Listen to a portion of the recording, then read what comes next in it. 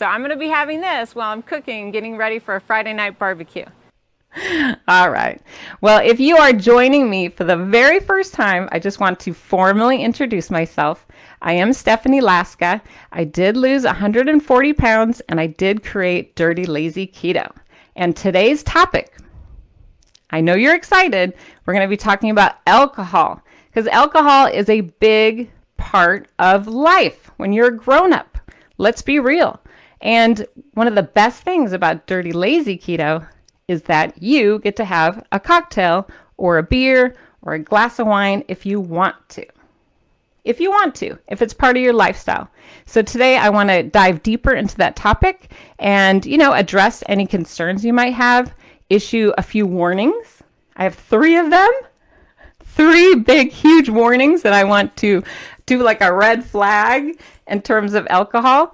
And then I want to move on to do a really fun show and tell where I show you all my clinking bottles that are off here to my to the left. So let's get started. Okay. So the first question was, can you drink on Dirty Lazy Keto? Can you drink alcohol? So tell me in the comments if you drink alcohol and maybe you have a favorite drink. I would love to know. Inquiring minds. Don't be shy. I drink. We're all grown-ups here. We're all over 21, so it's okay to say it. So if you can drink on Dirty Lazy Keto, then why do some people have some trouble? Maybe that's where we need to head into first. Let's talk about those 3 warnings, those 3 red flags. So first of all, I call this the drive-through effect. The drive-through, like you're in your car going through Taco Bell at like 1 in the morning. Has anyone ever done that after having a drink? Hopefully you're not driving, right? You're like in the passenger seat. That would be much better story.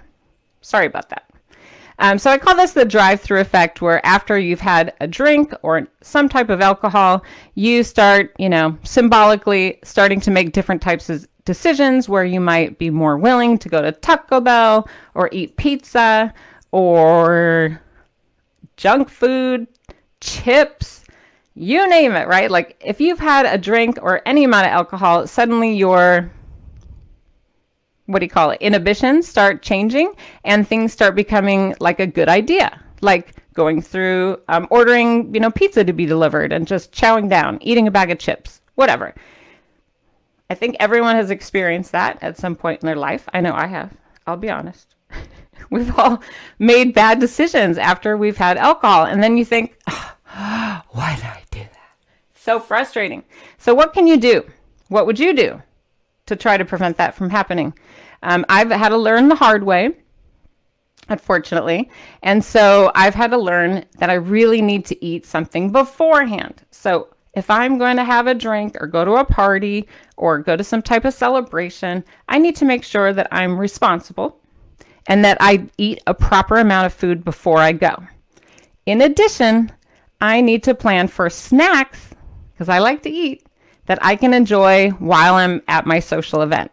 So if I'm going to a party or I'm going to a happy hour or whatever it is I'm doing, I need to make sure I've planned out what kind of snacks I might be having while I'm there. Do you guys do that too? What snacks do you generally plan for? I'm curious. Do you order like chicken wings if you're out? Or do you bring a party platter? Maybe deviled eggs, guacamole with raw cut up vegetables. Let me know what it is you're bringing to a party or what kind of meals you're ordering while you're out. Because I think that if you share this information, other people in the group will read your comments and go, that's a great idea. Why didn't I think of that? I'm totally going to put out, olives, nuts, cheese, cut up deli meat. I can do that. That's so simple. Why didn't I think of that? That way you don't get caught ordering pizza at midnight. You don't want to be doing that, right? So we talked about the drive-through effect. We've talked about planning out snacks ahead of time, eating ahead of time. But what about just drinking less overall? Wah, wah, wah. Stephanie's like, the party pooper. But here's the thing. This transitions me into my second warning. I told you there was 3 before we do show and tell. But the second one is that on Dirty Lazy Keto, you will become a cheap date. Now, what I mean by that is your tolerance level dramatically decreases. So in general, drinking less is going to be a good idea. You see what I'm saying? And you might be curious why, because I didn't really know this was happening to me at first. You guys have to remember, I had no one when I was losing 140 pounds. It was just me. I was figuring this all out on my own with a lot of trial and error and failure, and then trying again. And that's why I wrote it all down to share my story with others, because this way works. But one thing I noticed is that I had a lower tolerance when I was in ketosis, in fat burning mode, which is the way that we eat, right, on Dirty Lazy Keto. And it was, you know, kind of a curious thing why that happens. Like, let's say you're normally able to have 2 glasses of wine. If you're eating this way on Dirty Lazy Keto, you might find yourself drinking a half a glass and being like, woo! Like, your tolerance just changes. It's just the way it is. Metabolically, I'm sure there's a lot of complicated reasons why. But for me, what made sense was that there was less carbs in my stomach because I wasn't eating a lot of high carb foods. So there was less like free available carbs to help alcohol metabolize. There was less carbs floating around, you know, in my bloodstream or my stomach or wherever all this is happening to latch on to alcohol to help that digest. So if you're eating less carbs, the alcohol seems to hit you much faster. For me, that's all I really needed to know.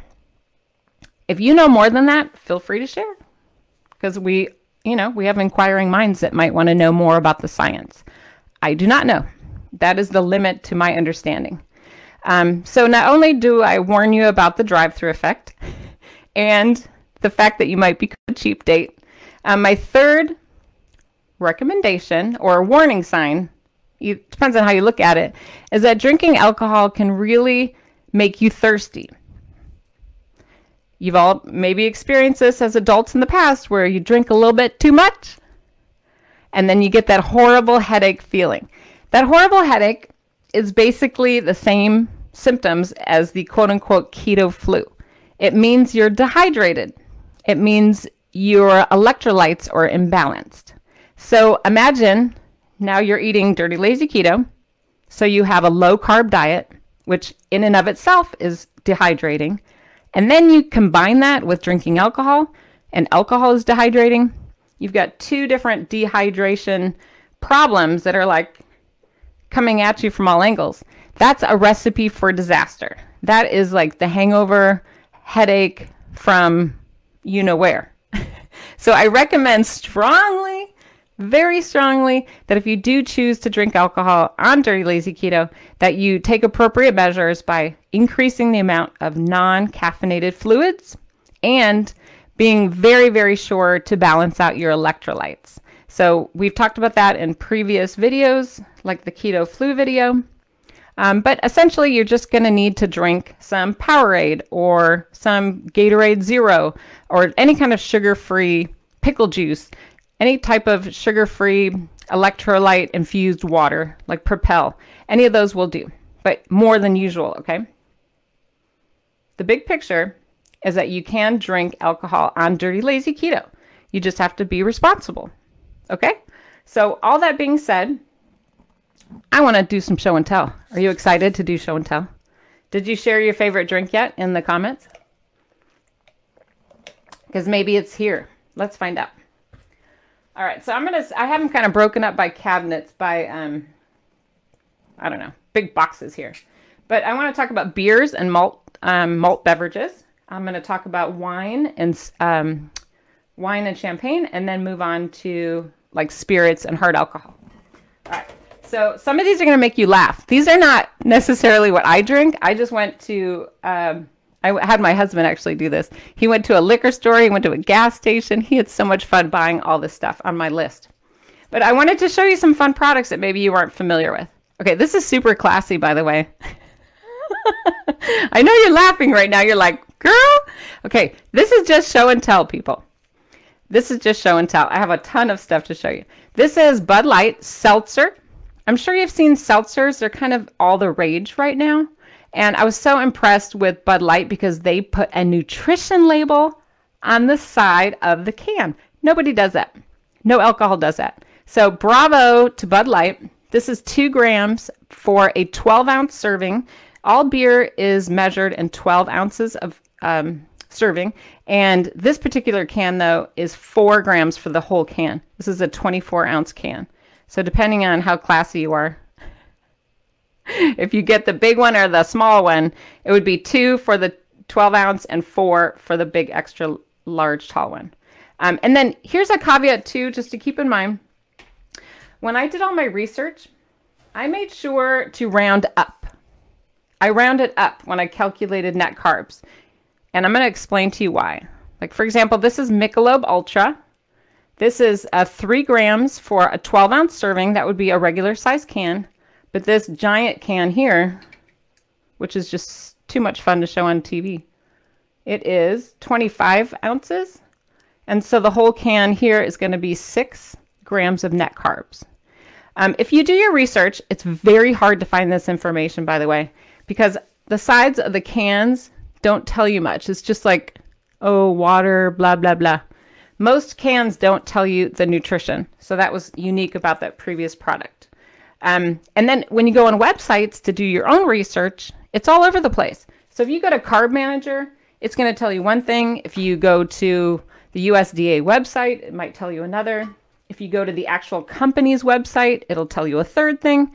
And interestingly, most of these companies, like here's Coors Light, this is 5 grams of net carbs per 12 ounces. A lot of times on the websites, it'll have decimal points like 5.2, 5.3, 6.7, blah, blah, blah, blah. Or it'll be all messed up with the ounces. It'll be inconsistent. I find this to be a little bit tricky and sneaky and irritating. I don't think that's fair. It's very similar to fast food restaurants. They are pretty sneaky like this. And I don't get it. Like, as a consumer, I want to know what I'm eating, drinking, and buying. I'd prefer that they were more honest with me. Also, if I'm drinking a beer or two, I am not in the right frame of mind to be doing a bunch of complicated math. So laugh if you want to, but I just round it up or down according to the decimal point system. And I think that's easier because if you're drinking, you're at a barbecue, you're not like, oh, that's 5.1 and that's 6.7 and that's blah. No, you're not doing that. Let's keep this real. This is lazy keto. I'm not strict keto. I want this to be simple. So this is 5 grams of net carbs per 12 ounces. And that's kind of high for me for a beer. But if you really like Coors, then it's up to you. Okay, what about Corona Premier? This is 3 grams of net carbs for the whole bottle. Again, that's 12 ounces. And I like this one. I think it tastes pretty delicious with a little twist of lime. It's one of my favorites. I also like this one, if you're curious, the Michelob Ultra. It's pretty good. Here's another one I also like. This is called Michelob Ultra. This is 3 grams of net carbs per bottle, per 12-ounce serving. And it's called Pure Gold. It just makes me feel fancy. The Pure Gold. And it depends on your budget and what's available in your community. I get that. Bud Ice is a very popular brand. This is 4 grams of net carbs per 12-ounce serving. So for a large bottle like this, you'd want to double it. But again, I'm not recommending you run out and drink all this stuff. I'm just giving you information. My husband did buy the larger bottles because he thought it'd be better on camera so that you could actually see what we're talking about. Here's another one, Natural Ice. See, we're classy at my house. We're classy. This is Natural Ice, and this is 4 grams of net carbs per 12-ounce serving. For this tall bottle, it would be 8 grams of net carbs for the whole bottle. Have we found a beer you like so far? What about Miller Lite? This is 3 grams of net carbs per 12-ounce serving. A couple more here. And then these are all the rage lately, these seltzers. This is Natural Light Seltzer. This is a 4-gram net carb per 12-ounce serving. And one more seltzer. This is White Claw brand. I bet a lot of you wrote that in the comments. White Claw has a variety of flavors. All of them, according to my research, are 2 grams of net carbs per can. And there's a lot of other malts out on the market nowadays. It's kind of a new popular thing. And some of the other low carb brands that I would recommend. This is not an inclusive list, but just some others that you can think of when you're out shopping.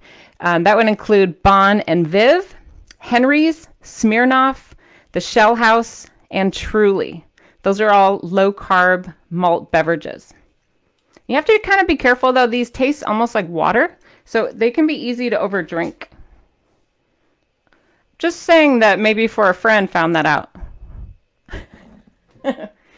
Okay, so that was my big bucket of beers. I want to move on to the next topic. And that is, let's talk about wine and then also liquors, okay?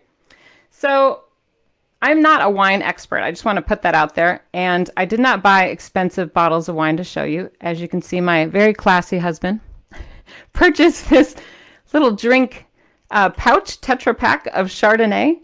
And wine is measured by ounces. A 5-ounce serving is considered to be 1 serving of wine. And that for this Chardonnay is approximately 3 grams. Wine is tricky. They are not very open about their information. So if you have more, more detailed information on a website, then go with that. But from what I understand, drinking Chardonnay is approximately 3 grams of net carbs per 5-ounce serving, whether it comes in a pouch or in a Tetra Pak. Another low-carb wine to consider would be a Pinot Grigio. Look at my very classy label here. This is 3 grams of net carbs per serving. Here's another one. This is a Merlot. This is about 4 grams of net carbs per serving. And these are all approximate, I should say. What else? It's like a brewery in here. A red Zinfandel. This is kind of a blend here, but a red Zinfandel is probably going to run you about 4 grams of net carbs per 5-ounce serving. And also, think about champagne. Woohoo! Champagne, if you're choosing a dry champagne, that will run you 1 gram of net carbs per serving. And a dry champagne, the word dry, if you see that in a label, dry means that it does not have a lot of sugar. Okay, so that's like a key word to look for. So champagne's not too bad, right? I was kind of excited about that. Now, what about the hard liquors? Hard liquors can be sneaky. If you're having sake, that's going to be 0 grams of net carbs per 1 shot serving. And a shot is going to be 1.5 fluid ounces. So that's like a normal shot glass size. Oh, here's another wine that slipped by me. This is also Pinot Grigio, 3 grams of net carbs per 5-ounce serving. And then some of your other alcohols that are going to be hard alcohol include, here we go, here's Jameson, Irish whiskey, 0 carbs. How about Jack Daniel's whiskey, 0 carbs. Notice this is the plain Jack Daniel's. We've got rum, spiced rum, Bacardi, 0 carbs. Woohoo! Score for Dirty Keto. And tequila. Oh, is it tequila or tequila? 0 grams of net carbs. Did anyone laugh at my terrible joke? Captain Morgan spiced rum, 0 gram net carbs. Here's another, I can't even read that. Looks like maybe gin. 0 grams of net carbs. Are you catching on that all of your hard alcohols, Crown Royal, these are all going to be 0 grams of net carbs, the hards. Your vodka, your whiskey, your gin, tequila, brandy, all of these are going to be 0 grams of net carbs. So that makes it nice, right? Something to be considerate of, these flavored varieties. These are just infused like with lime or citrus. You're going to be okay there as far as added sugar. But if your vodka or alcohol that you're buying has something like cotton candy in the title, go ahead and pass on that. That's most likely going to be super high in sugar. For example, these are going to be the no's. So those were all recommendations of lower carb beers, lower carb wines, lower carb or zero carb hard alcohols. But now I want to transition over to products I do not recommend. I just want you to avoid these. Go, no, no, or at least know what you're getting into, so you're making a more educated decision. So products like this, like cinnamon shots, Fireball, all of these kind of flavored whiskeys, these are real syrupy and sweet and they taste yummy, but they are also super high in sugar. So pass on that. Similarly, if you're looking at wines and you're looking at I'm probably saying it wrong, but like a Muscat or Moscato, these are dessert wines and they're very, very sweet, full of sugar. You don't want that. A lot of these like girly girl drinks that you see the young ladies drinking, Smirnoff Ice, etc. These are full of sugar. Pass on those. All those Bartles and James, wine coolers, all that kind of stuff. You don't want anything to do with those. And even these canned drinks that look innocent, this one's called Mimosa. Once you do a little investigation, you'll find that they're just sugar. You don't need that. Here's Mike's Hard Cranberry, Mike's Hard Lemonade. Too high for us. I didn't even look it up because I'm like, why? I'm not drinking that. If something's like a really beautiful color, it's probably a no-no because that's just sugar and stuff to entice you to drink high sugar alcohol. I don't think Bud Light is a very good investment in your carbs. It's 7 grams per 12-ounce serving and 14 grams for this bottle, this can. That's so much. I mean, if you love it, go for it. But personally, I think that's a little too high. It'd be one thing if it was like, here's, you know how classy I am. This is Natty Daddy. This is a much higher alcohol beer. And it does have more carbs. It's 6 grams of net carbs per the can, but you are getting a higher, you know, I don't know what it is, 8% alcohol type of beer. So you have to make a decision that's right for you. Personally, I'd rather pass on all of these fruity ales and, you know, trendy bottled beers because they just have too much sugar in them. And also in regards to wine, I'm not interested in spending my carbs on, like, white Zinfandel would be 8 grams of net carbs per 5-ounce serving. That's so high to me. I'm not interested in that. I mean, you have to do you. If it's really important to you and that's how you want to spend your carbs, then go for it. But personally, I would not want to, you know, drink Jaeger. It's just sugar. It's like candy. It's looking like an alcohol brewery in my office here. Or any of these fun, you know, pretty colors. These are all warning signs. Anything to do with sugar, cinnamon, flavored shots, say no thank you. Yeah, any of these kind of fun, goofy, look, I think it lights up. We want you to drink responsibly and feel good about yourself and feel healthy and make good choices that you can feel proud of, right? So Dirty Lazy Keto works only when you work it. So keep some of these tips in mind when you are making your choices about alcohol. I just wanted to say thank you for listening. I appreciate your support. This is a community, Dirty Lazy Keto. We have to help each other. We're in this together, my friends. It's not easy, is it? We got to support one another. So if you found today's video to be helpful, please give it a thumbs up, leave a comment, and then subscribe to the Dirty Lazy Keto YouTube channel. Turn on your notifications so you'll never miss an update. You can also find me on Instagram at Dirty Lazy Keto. And for more information about any of my support groups or any of my books, you can always go to dirtylazyketo.com for more information. I'm here to support you. I'm here to help.